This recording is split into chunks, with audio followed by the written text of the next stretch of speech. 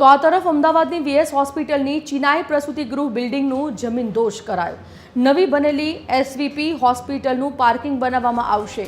VS હોસ્પિટલમાં હજી રોજની 500 લોકોની ઓપીડી ચાલુ છે, ત્યારે આ મામલે વીએસ હોસ્પિટલના સુપ્રિન્ટેન્ડન્ટે નિવેદન આપ્યું હતું।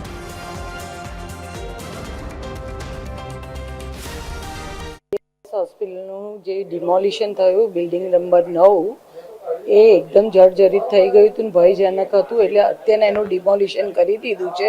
પછી પાછળથી અમને જે પ્રમાણે સૂચના મળશે અમદાવાદ મ્યુનિસિપલ કોર્પોરેશન મેયર અધ્યક્ષ શ્રી તરફથી એ પ્રમાણે એનું આયોજન થવાનું છે। અત્યારે શું કરવાનું છે એ હાલમાં એની કોઈ સ્પષ્ટતા છે નહીં। અમદાવાદની સૌથી જૂની અને જાણીતી વીએસ હોસ્પિટલને હવે અમદાવાદ મ્યુનિસિપલ કોર્પોરેશન દ્વારા ધીરે ધીરે જમીનદોષ કરવામાં આવી રહ્યું છે।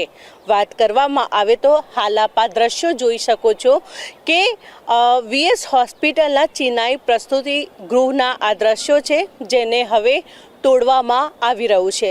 વિપક્ષ દ્વારા ભલે ही આ વીએસ હોસ્પિટલને બચાવવાનો પ્રયાસ કરવામાં આવી રહ્યું છે, પરંતુ અમદાવાદ મ્યુનિસિપલ કોર્પોરેશન હવે આ જે જૂની જર્જરિત વીએસ હોસ્પિટલ જે છે તેને તોડવામાં આવી રહ્યું છે।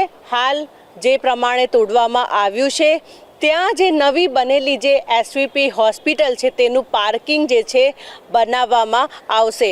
વાત કરવામાં આવે તો આ એસવીપી હોસ્પિટલમાં જે લોકો સારવાર લેવા માટે આવતા હોય છે તેવા લોકોને પાર્કિંગની જે છે સમસ્યા સર્જાતી હોય છે, તેને ધ્યાનમાં રાખીને અમદાવાદ મ્યુનિસિપલ કોર્પોરેશન દ્વારા આ જે જૂની વીએસ હોસ્પિટલની જે ચિનાઈ પ્રસૂતિ ગૃહ જે છે તેને તોડવામાં આવ્યું છે ને હવે અહીં પાર્કિંગ બનાવવામાં આવશે।